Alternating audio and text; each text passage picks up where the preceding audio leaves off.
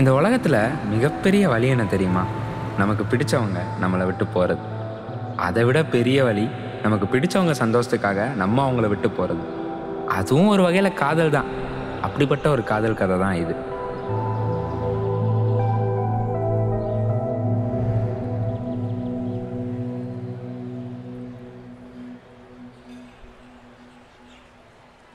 Bro, நீங்க இளைஞன் தானே? எப்படி இருக்கீங்க? எனக்கு ஞாபகம் இருக்கா? நல்லா இருக்கேன் ப்ரோ. சாரி, நீங்க? ப்ரோ, நான் ரோஹித்தோட ஃப்ரெண்டு. லாஸ்ட் ஜனவரி குரங்கணியில பார்த்தோமே. நீங்க உங்க லவ் ஸ்டோரிலாம் சொன்னீங்களே ப்ரோ, மறந்துட்டீங்களா? கரெக்ட். சாரி, டக்குன்னு ஸ்ட்ரைக் ஆகலை. It's okay bro. அப்புறம் என்ன சாப்பிட்றீங்க? கொஞ்சம் வெயிட் பண்ணுங்க, ஃப்ரெண்டு வரணும். வந்ததுக்கப்புறம் நான் ஆர்டர் பண்ணேன். Okay bro. தேங்க்யூ.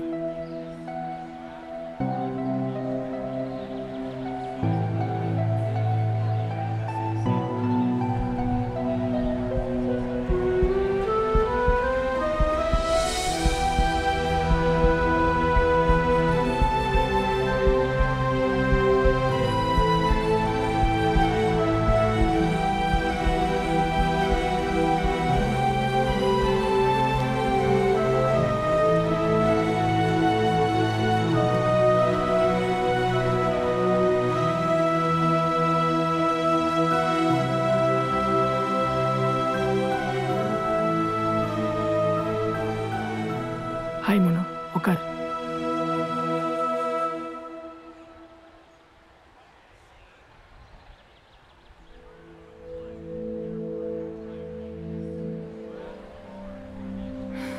எப்படி இருக்க? ஏதோ இருக்கேன். நீ? இருக்கேன். லைஃப்லாம் எப்படி போயிட்டுருக்கு? ஏதோ போகுது. உனக்கு பிடிச்ச மாதிரி போகுதான்னு கேட்டேன். பிடிச்ச மாதிரியா? பிடிச்ச மாதிரியும் இல்லை, நான் நினச்ச மாதிரியும் போகலை. கிடைச்ச வாழ்க்கையை எனக்கு பிடிச்ச மாதிரி மாற்றிக்கிட்டேன்.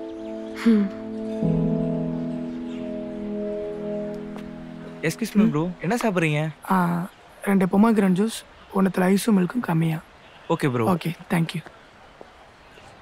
இன்னும் ஞாபகம் வச்சிருக்கியா? அது எப்படி என்னால் மறக்க முடியும்? இப்போ உன்னை பார்க்கும்போது கூட உன்னை ஃபர்ஸ்ட் டைம் பார்த்த ஞாபகம் தான் வருது. உனக்கு ஞாபகம் இருக்கா நம்ம 2 பேரும் ஃபர்ஸ்ட் டைம் மீட் பண்ணது? நவம்பர் 18, 2018. நான் ஸ்போக்கன் இங்கிலீஷ் மினிஸ்டராக இருந்தேன். மார்னிங் 8:30 AM காரிடரில் ரவுண்ட்ஸ் போகும்போது தூரத்தில் இருந்து ஒரு பொண்ணு அழகாக நடந்து வந்தா. கொஞ்சம் முன்னாடி வந்து பார்த்தா அவுட் ஆஃப் ஃபோக்கஸில் இருந்து ஃபோக்கஸில் நீ வந்து. அப்போ தான் நான் ஃபர்ஸ்ட் டைம் உன்னை பார்த்தேன். தலையை கீழே குனிஞ்சிக்கிட்டு, பிங்க் கலர் ஸ்கூல் பேக் மாட்டிக்கிட்டு, மெல்லமாக பேஸ்கெட் பால் கிரவுண்டில் நடந்து வந்தேன். எப்படியாச்சும் உன் முகத்தை பார்த்துட மாட்டோமான்னு சொல்லிட்டு ஒரு எதிர்பார்ப்பு. அப்போ உன் ஃப்ரெண்டு மோகனன்னு உன் பேரை சொல்லி கூப்பிட்டான். நீ தலையை தூக்கி மேலே பார்த்தப்போ அப்போ இருந்த ஒரு ஃபீல் கொஞ்சம் கூட மாறாமல் இன்னும் அப்படியே தான் எனக்குள்ளே இருக்கு. பட் இருந்தாலும் ஒரு சின்ன அல்பாசை, உன்னை பக்கத்தில் பார்த்துடணுன்னு. அதனால் செகண்ட் ஃப்ளோர்லேருந்து மூச்சை பிடிச்சிக்கிட்டு ஓடி வந்தேன். ஆனால் உன்னை காணோம். ஒரு நிமிஷம் உன்னை மிஸ் பண்ணிட்டேன்னு சொல்லிட்டு ரொம்ப ஃபீல் பண்ணேன். சரி, அங்கேயே நின்று பார்த்தா திடீர்னு ஒரு குரல், எக்ஸ்கியூஸ் மீன்னு. யாருடான்னு திரும்பி பார்த்தா நீ. உன்னை ஃபர்ஸ்ட் டைம் அவ்வளோ க்ளோஸாக பார்த்தேன். உன் கண்ணில் தீட்டி இருந்த அந்த அழகான கண்மை, உன் காதோரம் காத்துல அழகா ஆடின ஜிமிக்கி, அதை பார்த்து நான் மெய் மறந்து நின்னுட்டேன். நீ மறுபடியும் எஸ்கியூஸ் மீன்னு அழுத்தி சொன்ன பிறகுதான் நான் விலகவே செஞ்சேன். நீ என்னை கிராஸ் பண்ணி மேலே நடந்து போகிறப்போ மறுபடியும் நான் உன்னை மேலே பார்த்தேன். அப்போ நீ என்னை திரும்பி பார்த்த அந்த பார்வை மறக்கவே முடியாது. அந்த பார்வை இன்னும் என் கண்ணை விட்டு சுத்தமாக விலகலை மோனா. பரவாயில்லையே, நீ இன்னும் மாறவே இல்லை சரியா?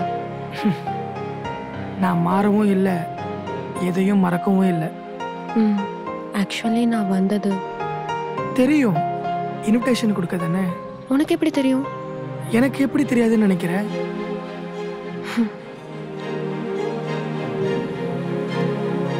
இந்தா இன்விடேஷன்.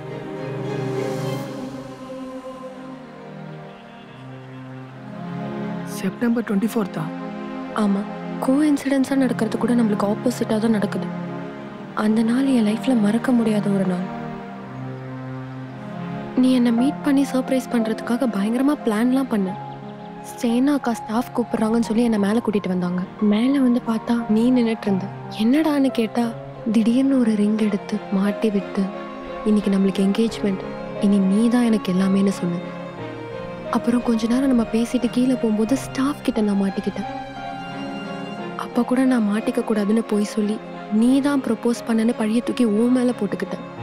என்னை காப்பாற்றின அந்த நாள், அந்த நொடி இன்னும் என் மைண்ட்லேயே ஓடிட்டுருக்கு. ஆனால் என்ன பண்ணுறது, நம்ம சந்தோஷத்துக்காகவும் நம்மளை சுற்றி இருக்கவங்க சந்தோஷத்துக்காகவும் ஒரு சில விஷயத்த நம்ம மறக்கிறது தப்பு இல்லைன்னா நம்ம மறந்து தானே ஆகணும். ஸோ மறக்க ட்ரை பண்ணிக்கிட்டு இருக்கேன். இன்ஃபேக்ட் மறந்துட்டேன் நிறைய. கரெக்டு தான். ஆனால் இப்போ இங்கே எல்லாமே மாறிடுச்சு மோகனா. டைம் அவ்வளோ வேகமாக போகுது. நம்ம கடைசியாக பேசுகிற அந்த 6 மணி நேரம் ஏதோ இப்போ பேசின மாதிரி தான் எனக்கு தோணுது. பிகாஸ் வீக்லி ஒன்ஸ் தான் நம்மளால ஃபோன்லேயே பேச முடியும். வாரத்தில் 6 நாள் வெயிட் பண்ணி பேசின அந்த ஃபோன் காலில் நம்ம ஃப்யூச்சரை பற்றி நிறைய பேசியிருக்கோம், நிறைய பிளான் பண்ணியிருக்கோம். ஆனால் அதுதான் நம்ம பேசுகிற கடைசி காலாக இருக்கும்னு சொல்லி நான் எதிர்பார்க்கவே இல்லை. ப்ரோ உங்கள் ஆர்டர். தேங்க்ஸ். Okay bro.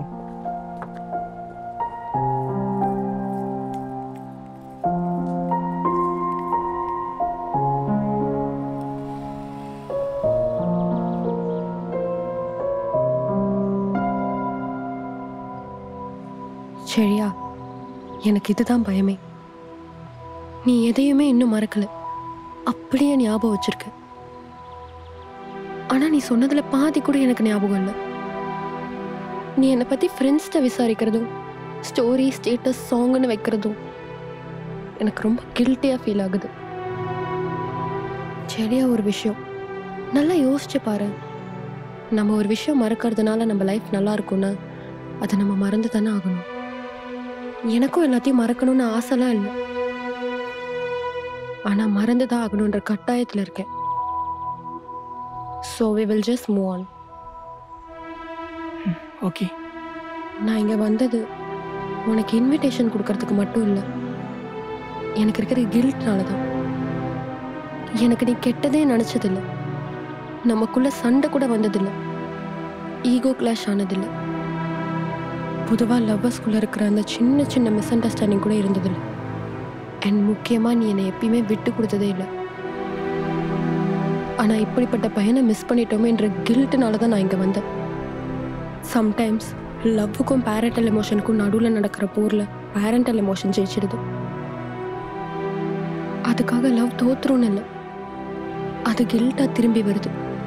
அந்த கில்ட்டு தான் இப்போ முன்னாடி என்ன உட்கார வச்சிருக்கு. கில்ட்டா?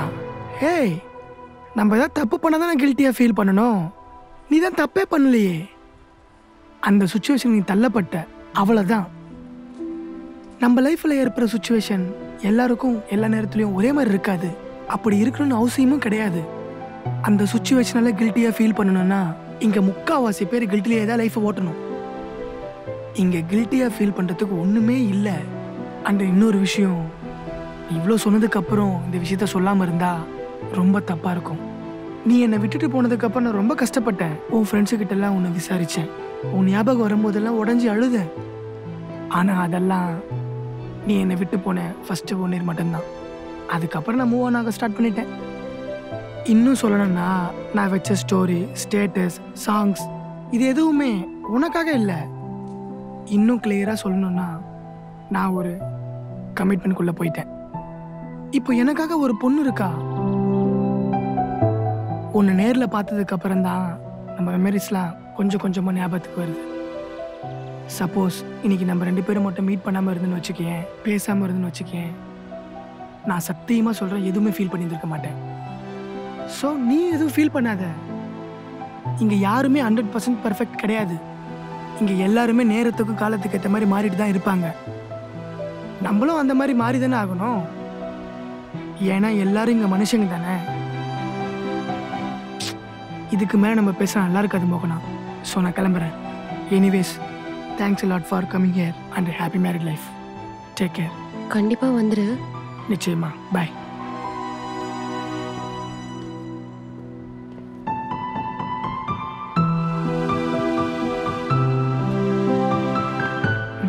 ப்ரோ சாரி, பில் பே பண்ணல.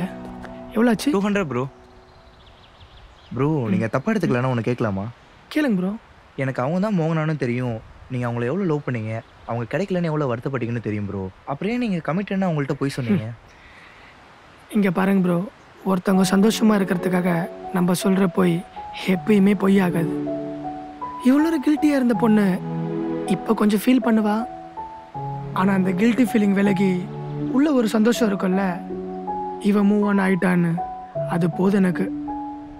அப்போது அவள் ஸ்கூலில் ஸ்டாஃப்கிட்ட மாட்டிக்கூடாதுன்னு சொல்லி போய் சொன்னேன். இப்போது லைஃப் லாங் சந்தோஷமாக இருக்கணுன்றதுக்காக போய் சொன்னேன். அவள் தான். அப்போ அவங்க வேண்டான்னு நீங்கள் முடிவு பண்ணிட்டீங்களா? எனக்கு அவள் வேணுன்றது எவ்வளோ முக்கியமோ அதை விட முக்கியம் அவளுக்கு என்ன வேணுன்றது தான். என் லைஃப்பில் இவளை என்னால் மறக்கவே முடியாது. ஆனால் என்ன பண்ணுறது, அவளுக்கு நான் அவளை மறக்கிறது தான் சந்தோஷம்னா சந்தோஷமாக மறந்த மாதிரி நடிச்சிருவேன். ஆனால் உள்ளுக்குள்ள அவளோட மெமரிஸ் ஃப்ரெஷ்ஷாக இன்னும் அப்படியே தான் இருக்குது. ஒன்றா வாழ்ந்ததான் லவ்னு கிடையாது ப்ரோ. அவன் நினப்பில் வாழ்கிறதும் ஒரு விதமான லவ் தான். அழகாகவும் இருக்கும், தனிமையாகவும் இருக்கும் ப்ரோ. எப்போவுமே நான் எழுதின புக்கில் மோகனா ஒரு மறக்க முடியாத சாப்டர் தான். இந்தாங்க வரேன்.